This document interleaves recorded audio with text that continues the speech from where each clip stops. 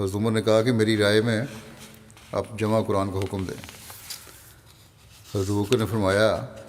حضرت زید کو کہ میں نے عمر سے کہا ہے کہ وہ تو کام کیسے کرے گا جو رسول اللہ صلی اللہ علیہ وسلم نے نہیں کیا۔ تو عمر نے کہا کہ اس کام میں بخدا خیر ہی خیر ہے۔ عمر نے یہ بات مجھ سے اتنی بار کی کہ اللہ تعالیٰ نے اس کام کے لیے مجھے انشراح صدر عطا فرما دی اور میری بھی عمر کی مانند رائے ہو گئی ہے۔ حضرت زید کہتے ہیں کہ حضرت ابوبکر نے فرمایا اے زید، یقیناً تو ایک جوان اور عقل مند آدمی ہے اور ہم تجھے کسی الزام یا عیب سے پاک سمجھتے ہیں۔ تم رسول اللہ صلی اللہ علیہ وسلم کے لیے وحی بھی لکھا کرتے تھے، بس اب تم قرآن شریف کو ڈھونڈ ڈھونڈ کر اسے جمع کرو۔ حضرت زید کہتے ہیں کہ اللہ کی قسم، اگر وہ کسی پہاڑ کو ایک جگہ سے دوسری جگہ منتقل کرنے کی ذمہ داری میرے سپرد کرتے تو وہ میرے لیے قرآن کریم کی جمع کرنے کے حکم سے زیادہ گراں نہ ہوتی۔ یہ تو بہت بڑا کام تھا جو میرے سپرد کیا۔ میں نے عرض کیا آپ لوگ وہ کام کیسے کریں گے جو رسول اللہ صلی اللہ علیہ وسلم نے نہیں کیا؟ حضرت ابوبکر نے فرمایا بخدا یہ کام سراسر خیر ہے۔ حضرت ابوبکر نے اتنی بار یہ بات دہرائی کہ اللہ تعالیٰ نے مجھے اس کام کے لیے انشراح صدر عطا فرما دیا، جس کے لیے حضرت ابوبکر اور حضرت عمر کو انشراح صدر عطا فرمایا تھا۔ بس میں نے قرآن کریم کی تلاش شروع کر دی اور اسے کھجوروں کی شاخوں اور سفید پتھروں اور لوگوں کے سینوں سے اکٹھا کیا، یہاں تک کہ سورۃ توبہ کا آخری حصہ مجھے حضرت خزیمہ انصاری سے ملا، جو ان کے سوا کسی اور سے نہیں ملا، جو یہ ہے لقد جاءکم رسول من انفسکم عزیز علیہ ما عنتم، یہاں سے لے کر سورۃ توبہ کے آخر تک۔ پھر قرآن کریم کے یہ تحریری صحیفے حضرت ابوبکر کی وفات تک انہی کے پاس رہے، پھر حضرت عمر کی زندگی میں ان کے پاس رہے، اس کے بعد حضرت حفصہ بنت عمر کے پاس رہے۔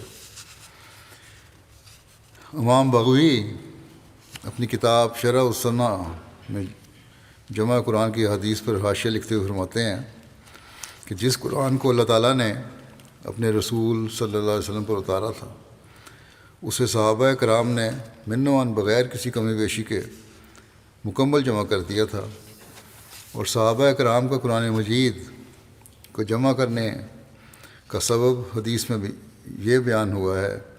کہ پہلے قرآن مجید کھجور کی شاخوں، پتھر کی سلیٹوں، سلوں اور حفاظ کرام کے سینوں میں بکھرا ہوا تھا۔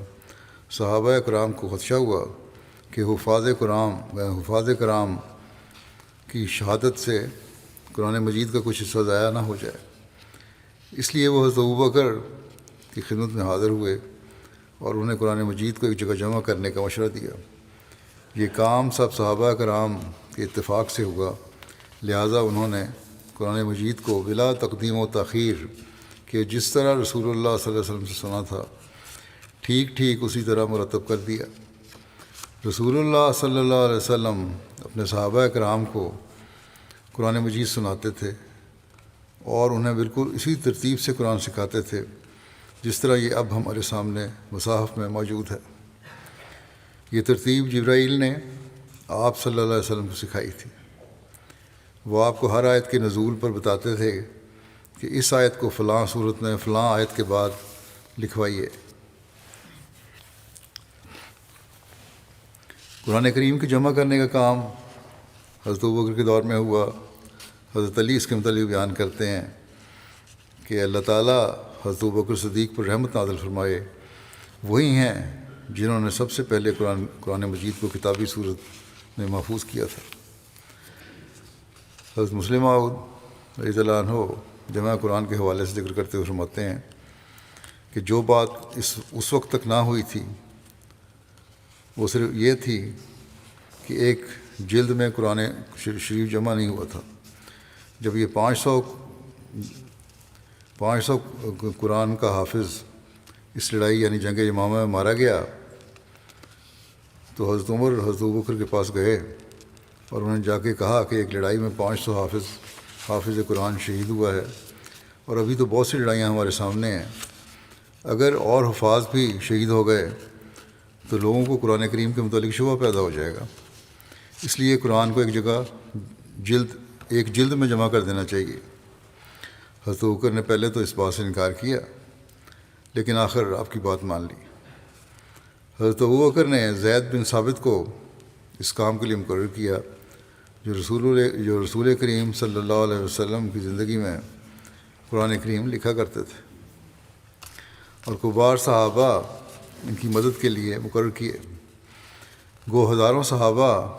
قرآن شریف کے حافظ تھے، لیکن قرآن شریف کے لکھتے وقت ہزاروں صحابہ کو جمع کرنا تو ناممکن تھا۔ اس لیے حضرت ابوبکر نے حکم دیا کہ قرآن کریم کو تحریری نسخوں سے نقل کیا جائے، اور ساتھ ہی یہ احتیاط کی جائے کہ کم سے کم دو حافظ قرآن کے اور بھی اس کی تصدیق کرنے والے ہوں۔ چنانچہ متفرق چمڑوں اور ہڈیوں پر جو قرآن شریف لکھا ہوا تھا وہ ایک جگہ جمع کر دیا گیا، اور قرآن شریف کے حافظوں نے اس کی تصدیق کی۔ اگر قرآن شریف کے متعلق کوئی شبہ ہو سکتا ہے تو محض رسول اللہ صلی اللہ علیہ وسلم کی وفات اور اس وقت کے درمیانی عرصے کے متعلق ہو سکتا ہے، مگر کیا کوئی عقل مند یہ تسلیم کر سکتا ہے کہ جو کتاب روزانہ پڑھی جاتی تھی، اور جو کتاب ہر رمضان میں اونچی آواز سے پڑھ کر دوسرے مسلمانوں کو حفاظ سناتے تھے، اور جس ساری کی ساری کتاب کو ہزاروں آدمیوں نے شروع سے لے کر آخر تک حفظ کیا ہوا تھا، اور جو کتاب گو ایک جلد میں اکٹھی نہیں کی گئی تھی لیکن 20 صحابہ اس کو لکھا کرتے تھے اور ٹکڑوں کی صورت میں لکھی ہوئی وہ ساری کی ساری موجود تھی، اسے ایک جلد میں جمع کرنے میں کسی کو دقت محسوس ہو سکتی تھی؟ اور پھر کیا ایسے شخص کو دقت ہو سکتی تھی جو خود رسول کریم صلی اللہ علیہ وسلم کے زمانے میں قرآن کریم کی کتابت پر مقرر تھا اور اس کا حافظ تھا، اور جب قرآن روزانہ پڑھا جاتا تھا تو کیا یہ ہو سکتا تھا کہ اس جلد میں کوئی غلطی ہو جاتی اور باقی حافظ اس کو پکڑ نہ لیتے؟ اگر اس قسم کی شہادت پر شبہ کیا جائے تو پھر تو دنیا میں کوئی دلیل باقی نہیں رہتی۔ حق یہ ہے کہ دنیا کی کوئی تحریر ایسے تواتر سے دنیا میں قائم نہیں جس تواتر سے قرآن شریف قائم ہے۔ اس بات میں آپ دلیل فرما رہے ہیں کہ قرآن کریم اصلی حالت میں ہے اور کوئی اس میں رد و بدل نہیں ہے۔ جو اعتراض کیا جاتا ہے کہ تبدیلی ہوئی ہے، یہ تھا اور وہ تھا، آج کل بھی اعتراض اٹھتے ہیں، اس کا جواب ہے یہ۔ حضرت مسلم موعود ایک اعتراض کا جواب دیتے ہوئے فرماتے ہیں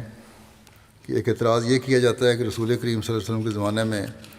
پورا قرآن نہ لکھا گیا تھا۔ اس کا جواب یہ ہے کہ یہ درست نہیں ہے۔ رسول کریم صلی اللہ علیہ وسلم کے زمانے میں یقیناً سارا قرآن لکھا گیا تھا۔ یہ کہتے ہیں نہیں لکھا گیا، یہ غلط ہے، لکھا گیا تھا۔ جیسا کہ حضرت عثمان کی روایت ہے کہ جب کوئی حصہ نازل ہوتا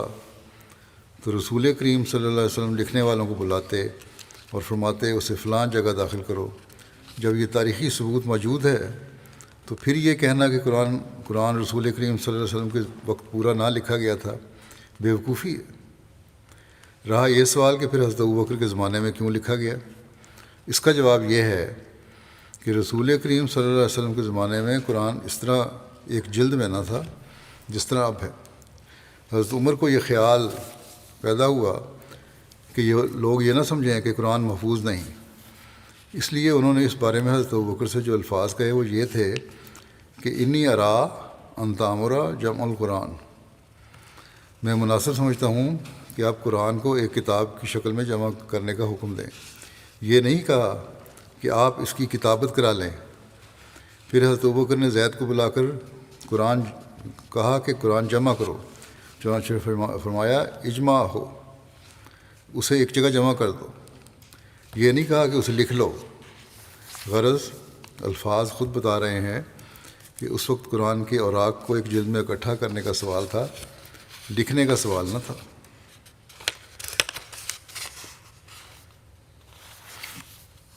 حضرت ابوبکر کے عہد خلافت میں قرآن کریم ایک جلد میں جمع کر دیا گیا، اور بعد میں حضرت عثمان کے عہد خلافت میں مزید پیش رفت یہ ہوئی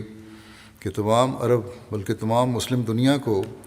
ایک قرأت پر جمع کر دیا گیا۔ چانچہ حضرت عثمان کے دور میں قرآن کریم کی اشاعت کے حوالے سے حضرت مسلم بیان کرتے ہیں کہ حضرت ابوبکر کے بعد حضرت عثمان کے زمانے میں شکایت آئی کہ مختلف قبائل کے لوگ مختلف قراءتوں کے ساتھ قرآن کریم کو پڑھتے ہیں اور غیر مسلموں پر اس کا برا اثر پڑتا ہے۔ وہ سمجھتے ہیں کہ قرآن کریم کے کئی نسخے ہیں۔ اس قراءت سے مراد یہ ہے کہ کوئی قبیلہ کسی حرف کو زبر سے پڑھتا ہے، دوسرا زیر سے پڑھتا ہے، تیسرا پیش سے پڑھتا ہے، اور یہ بات سوائے عربی کے اور کسی زبان میں نہیں پائی جاتی۔ اس لیے عربی نہ جاننے والا آدمی جب یہ سنے گا تو وہ سمجھے گا یہ کچھ کہہ رہا ہے اور وہ کچھ کہہ رہا ہے، حالانکہ کہہ وہ ایک ہی بات رہے ہوں گے۔ بس اس فتنہ سے بچانے کے لیے حضرت عثمان نے یہ تجویز فرمائی کہ حضرت ابوبکر رضی اللہ عنہ کے زمانے میں جو نسخہ لکھا گیا تھا اس کی کاپیاں کروا لی جائیں اور مختلف ملکوں میں بھیج دی جائیں، اور حکم دے دیا جائے کہ بس اسی قراءت کے مطابق قرآن پڑھنا ہے اور کوئی قراءت نہیں پڑھنی۔ یہ بات جو حضرت عثمان نے کی بالکل معیوب نہ تھی۔ رسول کریم صلی اللہ علیہ وسلم کے زمانے میں عرب لوگ قبائلی زندگی بسر کرتے تھے، یعنی ہر قبیلہ دوسرے قبیلے سے الگ رہتا تھا، اس لیے وہ اپنی اپنی بولی کے عادی تھے، یعنی اپنا اپنا ان کا بولنے کا انداز تھا۔ لیکن رسول کریم صلی اللہ علیہ وسلم کے ہاتھ پر جمع ہو کر عرب لوگ متمدن ہو گئے اور ایک عامی زبان کے بجائے عربی زبان ایک علمی زبان بن گئی۔ کثرت سے عرب کے لوگ پڑھنے اور لکھنے کے علم سے واقف ہو گئے، جس کی وجہ سے ہر آدمی خواہ کسی قبیلے سے تعلق رکھتا تھا اسی سہولت سے وہ لفظ ادا کر سکتا تھا جس طرح علمی زبان میں وہ بولا جاتا تھا، جو در حقیقت ملک کی زبان تھی۔ بس کوئی وجہ نہ تھی کہ جب سارے لوگ ایک علمی زبان کے عادی ہو چکے تھے انہیں پھر بھی اجازت دی جاتی کہ وہ اپنے قبائلی تلفظ کے ساتھ ہی قرآن شریف کو پڑھتے چلے جائیں اور غیر قوموں کے لیے ٹھوکر کا موجب بنیں۔ اس لیے حضرت عثمان نے ان حرکات کے ساتھ قرآن شریف کو لکھ کر جو مکہ کی زبان کے مطابق تھا سب ملکوں میں کاپیاں تقسیم کرا دیں اور آئندہ کے متعلق حکم دے دیا کہ سوائے مکی لہجہ کے اور کسی قبائلی لہجے میں قرآن شریف نہ پڑھا جائے۔ اس امر کو نہ سمجھنے کی وجہ سے یورپ کے مصنف اور دوسری قوموں کے مصنف ہمیشہ یہ اعتراض کرتے رہتے ہیں کہ حضرت عثمان نے کوئی نیا قرآن بنا دیا تھا یا عثمان نے کوئی نئی تبدیلی قرآن کریم میں کر دی تھی، لیکن حقیقت وہ ہے جو بیان کی گئی ہے۔ حضرت مسیح علیہ السلام فرماتے ہیں کہ قرآن بلا شبہ وہی مطلوب ہے، اور یہ پورے کا پورا یہاں تک کہ نقطے اور حروف بھی قطعی متواتر ہیں، اور اللہ تعالیٰ نے اس سے کمال اہتمام کے ساتھ فرشتوں کی حفاظت میں نازل فرمایا ہے۔ پھر اس کے بارے میں تمام قسم کے اہتمام کرنے میں نبی کریم صلی اللہ علیہ وسلم نے کوئی دقیقہ فروگزاشت نہیں کیا،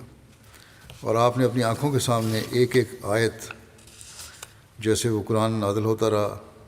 لکھنے پر مداومت فرمائی، یہاں تک کہ آپ نے اسے مکمل طور پر جمع فرمایا اور بنفس نفیس آیات کو ترتیب دیا اور انہیں جمع کیا، اور نماز میں اور نماز سے باہر اس کی تلاوت پر مداومت فرمائی، یہاں تک کہ آپ دنیا سے رحلت فرما گئے اور اپنے رفیق اعلیٰ اور محبوب رب العالمین سے جا ملے۔